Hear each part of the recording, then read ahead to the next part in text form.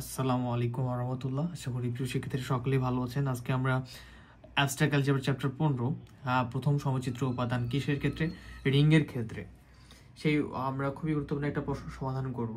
তো প্রশ্নটা কিভাবে আসতে পারে এটা প্রথমত আমাদের জানা জরুরি।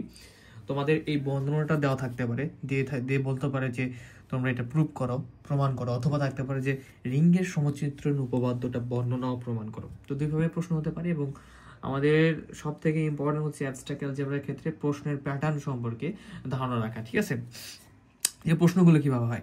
তো আজকে কি বলতেছে যে তোমাদের এই রিং এর সমচিত্রণ উপপাদ্যটা তোমাদের প্রুভ করতে হবে। বলতেছে যদি রিং আর থেকে আর প্রাইম রিং এর মধ্যে এফ সাদের আর টেন্ডস টু আর একটি আর প্রাইম যদি একটা কি হয়, এটা একটা অনুচিত্রণ যদি হয়, একটি অনুচিত্রণ যদি হয়, এটা যদি একটা অনুচিত্রণ হয়, তাহলে R by kernel F image F, এটা হচ্ছে সমচিত্রণের চিহ্ন, সমচিত্রণ ইমেজ এফ, এটা আমাদের প্রুভ করতে হবে। তার মানে দুইটা, একটা রিং থেকে আরেকটা রিং এর মধ্যে যদি অনুচিত্রণ হয়ে থাকে সেক্ষেত্রে এটাকে আমাদের প্রুভ করতে হবে। এটা হচ্ছে এই সম্পর্কটা হচ্ছে সমচিত্রণ। তো আমরা কিছু ব্যাপারে কথা বলি, যেমন একটা রিং অনুচিত্রণ হতে গেলে ব্যাপারগুলো আমাদের লাগবে। রিং অনুচিত্রণ হতে গেলে f of a plus B equal F of a plus f of b এবং এফ অফ এ বি গুণ অবস্থায় f of a f of b যেন আসে, এটা আমাদের প্রুভ করতে হয় প্রথমত। এবং এখানে আরেকটা ব্যাপার যে এখানে কিছু ব্যাপার আছে, দেখো সমচিত্রণ হওয়ার ক্ষেত্রে কি ঘটনা ঘটবে। সমচিত্রণ হলে অবশ্যই এক এক বা সর্বগ্রাহী হতে হবে বা অন্টু বিপরীতযোগ্য হবে। এবং এই যে এই চিহ্ন দ্বারা যেটা আমরা দেখলাম, আর এই যে সমচিত্রণ চিহ্ন আর প্রাইম, এই চিহ্ন দ্বারা প্রকাশ করা হয়। ঠিক আছে, এবং রিং এর সেটের সমচিত্রণ এর সম্পর্কে সমতুল্য সম্পর্ক, এই ব্যাপারগুলো সমচিত্রণ হলে থাকবে। তাহলে আমাদের যে প্রশ্নটা বলছে যে তোমার একটা অনুচিত্রণ দেওয়া আছে, সেখান থেকে ওই রিং থেকে আমাদের সমচিত্রণে যেতে হবে এবং এটা প্রুভ করতে হবে। তাহলে কি করতে হবে, আমাদের প্রথমত যে কাজটা হবে যে একটি অনুচিত্রণ কিনা এটাকে যাওয়ার জন্য প্রথমত আমাদেরকে সুসংজ্ঞায়িত করতে হবে। এরপরে আমাদের এক এক কিনা দেখতে হবে, অন্টো কিনা, এরপর দেখতে হবে একটি অনুচিত্রণ কিনা।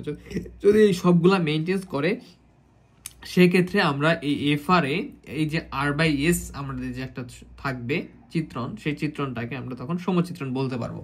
ঠিক আছে, তোমাদের স্বাভাবিক একটা ম্যাপ আঁকাই দিলাম মাথায়। দেখো আমি খাতায় করে দেওয়ার থেকে তোমাদের এখানেই বুঝাই দিই, বইয়ে খাতায় লিখলেও এগুলোই লিখবো, কেননা এগুলো থিওরি, এগুলো তো এক্সট্রা লাইন তো লেখার কিছু নেই, তাই না? সো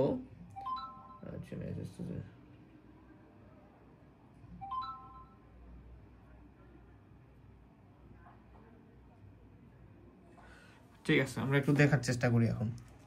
তো এখানে যে কাজটা করতে হবে যে প্রমাণ, প্রথমেই যে আমাদের ইমেজ এফ রয়েছে সেটাকে এফ অফ আর ধরে নিব, কার্নেল এফটাকে এস ধরে নিব। তাহলে প্রমাণ করতে হবে, দেখো প্রমাণ করতে হবে মেইনলি কি, আর বাই কার্নেল এফ সমচিত্রণ ইমেজ এফ, এরা হচ্ছে সমচিত্রণ হবে। তো আর বাই এস সমচিত্রণ এফ অফ আর, এসটা কেন হলো, এই কার্নেল এফ ইকুয়াল আমরা এস ধরেছি, সো আর বাই এস, অর্থাৎ আর বাই এস এর জায়গায় কার্নেল এফ সমচিত্রণ ইমেজ এফ। তো এটা আমাদের প্রুফ করতে হবে মূলত, তাই না? তো এখানে আমরা একটা চিত্রণ বিবেচনা করব, এই যে আর বাই এস কে ধরে নিয়ে একটা চিত্রণ বিবেচনা করব যে আর বাই এস হতে এফ অফ আর এ এটা একটা সমচিত্রণ হবে।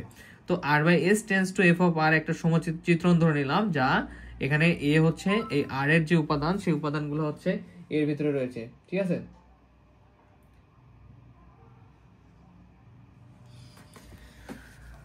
তাহলে এর জন্য আমরা for phi S plus A equal F of A দ্বারা আমাদের এটা কি করবো, আর জন্য এই phi S plus A equal F of A দ্বারা বর্ণিত হবে। এই যে এ ছিল এর সঙ্গে আমাদের এ আর এর উপাদান এটা যুক্ত হচ্ছে ফাই অফ এস প্লাস এ দ্বারা, এই এফ অফ এ ফাংশনটা দ্বারা আমরা বর্ণিত হচ্ছে। এটা আমরা এখন এই এস প্লাস এ কে ধরে নিয়েই আমরা কাজ করব।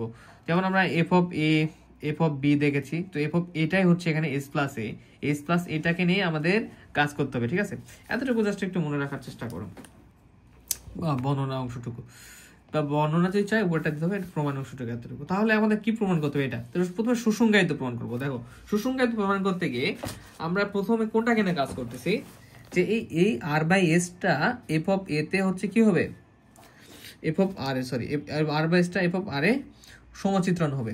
ঠিক আছে, তো আর বাই এস এরই দুটা উপাদান হচ্ছে এস প্লাস এ একটা নিচে আমরা, কিন্তু এই আর এর আর এখান থেকে আর দুইটা উপাদান হলে কি হবে, আরেকটা এস প্লাস এ একটা এস প্লাস বি। ঠিক আছে, দুইটা উপাদান। তাহলে সেটা বলছে আর বেসের দুটো উপাদান হচ্ছে এস প্লাস এ একটা এস প্লাস বি, যেন এরা হচ্ছে S plus B equal S plus A equal S plus B হয়। আমাদের সুসংজ্ঞায়িত হতে গেলে কি হতে হয় বলতো? সুসংজ্ঞায়িত হতে গেলে আমাদের সুসংজ্ঞায়িতটা হচ্ছে এক একের উল্টো। সুসংজ্ঞায়িতটা এরকম, ধরো যে এক্স ইকুয়াল ওয়াই আছে, এখান থেকে যদি f of x equal F of y আসতে পারি, সেক্ষেত্রে আমরা বলতে পারি সুসংজ্ঞায়িত। আর এক একের ক্ষেত্রে কি, f of x equal F of y রয়েছে, এখান থেকে যদি আমরা এক্স ইকুয়াল ওয়াই আসতে পারি, তাহলে এটাকে বলে এক এক। এটা উল্টো, বিপরীত। তো S plus A equal S plus B, এখানে দেখো আমরা যে কাজটা করতে পারি, এই লাইনটার দিকে তাকাও, পরবর্তী লাইনে যেতে গেলে এখানে আছে কি এস প্লাস এ ইকুয়াল হচ্ছে এস প্লাস বি। তো এখান থেকে আমরা কিভাবে সমাধান করতে পারি দেখো, S plus A equal S plus B. দেখো এস প্লাস, এই যে বিটাকে যদি পার করো, এস প্লাস এ মাইনাস বি ইকুয়াল এখানে একটা এস থাকবে, রাইট? এবং এখানে হচ্ছে সিস্টেমটা হচ্ছে আই প্লাস এ ইকুয়াল যদি আই হয়, এটা একটা সূত্র বা থিওরি বলতে পারো, সেক্ষেত্রে আমরা লিখতে পারি যে এ, সেক্ষেত্রে আমরা কি লিখতে পারবো, এই যে এফ অফ এ ইকুয়াল হচ্ছে আই, ঠিক আছে? তো সেক্ষেত্রে বা আমরা এভাবে লিখতে পারি, একবারে অত বড় না, অত দূর তো না, আগে আমরা এভাবে লিখতে পারি যে এ বিলংস টু আই। বুঝতে পেরেছ? এই যে এ বিলংস টু আই, তাহলে এখানে এর জায়গাটা কে আমরা দখল করতেছে, এটা দেখো সেম এস প্লাস এস এবং এস, তো এটা আই আই চিন্তা করো, এটাকে এ চিন্তা করো এটাকে, তাহলে এখানে আমরা A minus B belongs to S লিখতে পারবো। এখন এখান থেকে আমরা লিখতে পারবো, যদি এটা ফাংশনের ভিতরে আনা হয় m f of a minus b, তখন এটা কি হয়ে যাবে, জিরো প্রাইমটা হচ্ছে আর প্রাইমের একটা শূন্য, সেক্ষেত্রে আমাদের এই যে এটা ইকুয়াল আমরা তখন জিরো প্রাইম লিখতে পারবো, যার ভ্যালু জিরো। এই বিলংস টুটাতে উঠে দেই, সেক্ষেত্রে function f of minus B belongs to zero prime চলে আসবে। এবং পরবর্তীতে দেখে আমরা আলাদা করে লিখতে পারবো f of a minus f of b equal zero prime. এরপরে হচ্ছে এফ অফ এ, এই মাইনাস এফ অফ বিটা পাশে পার করলাম, আর জিরো প্রাইমের ভ্যালু তো জিরোই, লিখতে হবে না। এখন এফ অফ এ ইকুয়াল আমরা কি জানি বলো, ফাই এস প্লাস এ, আমরা প্রথমেই দেখেছি। আর এফ অফ বি এর ক্ষেত্রে তাহলে কি হবে, ফাই এফ অফ এর জন্য যদি এস প্লাস এ যদি হয়, তাহলে ফাই এফ অফ বি এর ক্ষেত্রে হবে ফাই এস প্লাস বি, ঠিক আছে?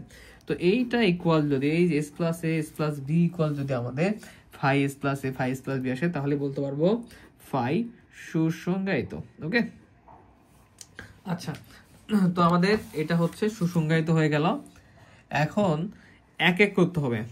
এক একের ক্ষেত্রে তো এরকমই, এটা থেকে উল্টো দিকে যাবা, যে এই ফাইভ বা ফাংশন, এটা এফ অফ এক্স না থেকে এখানে ফাইভ অফ রয়েছে, তো আর বাই এস এর দুটি এস প্লাস বি, যেখানে phi S plus a phi S plus B, এখান থেকে উল্টো দিকে যাবা, তখন এই এস প্লাস বি যদি এক্সট্রা করে পাওয়া যায়, তখন এটাকে এক এক হয়ে যাবে।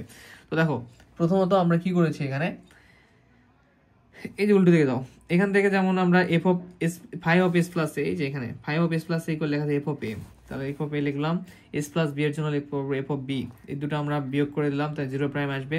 এদেরকে আমরা একসঙ্গে লিখতে পারি m n s b, f of function m n s b আকারে জিরো প্রাইম। এবং এর থেকে আমরা বিলংস টুতে আনতে পারবো কিভাবে বলো, এর যেহেতু কার্নেল লেফটটাকে আমরা যেহেতু এস ধরেছি সেই সূত্র অনুসারে, তাহলে এই ফাংশনটা উঠে যাবে, m n s b belongs to s আসবে।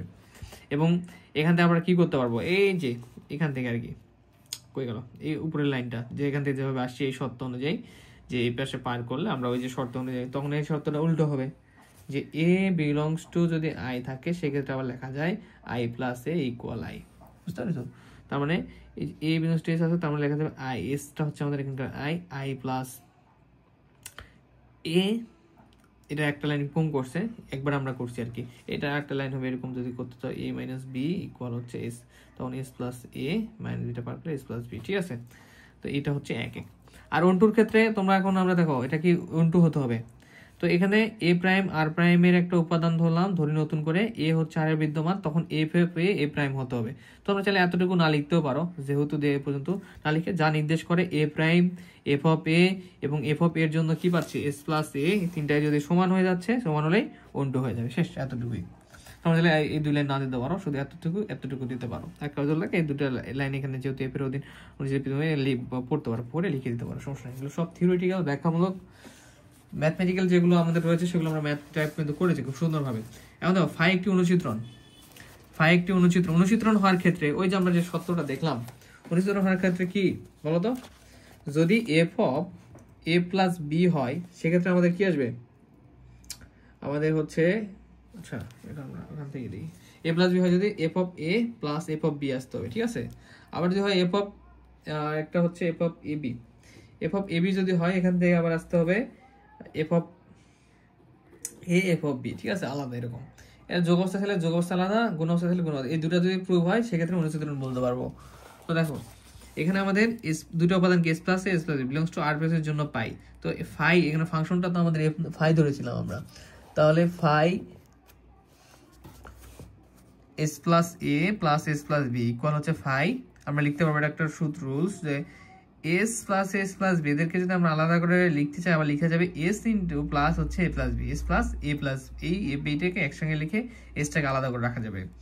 এবং এখানে আবার দেখো f of a plus b, এটা কিভাবে লিখতে পারলাম, এস প্লাস বি এর ক্ষেত্রে দেখো এস প্লাস এ যখন ছিল, দেখো লক্ষ্য করো, যখন ফাই এস প্লাস এ ছিল তখন লিখতে পারছি কি এফ অফ এ। যখন phi S plus A plus B, তখন এর জায়গায় দখল করতেছে এ প্লাস বি, তখন আমরা এখানে কি লিখতে পারবো, এফ অফ এর জায়গায় এ প্লাস বি লিখতে পারবো। ওকে ফাইন, বুঝতে পেরেছো? আচ্ছা, তো এটা হচ্ছে কাহিনী।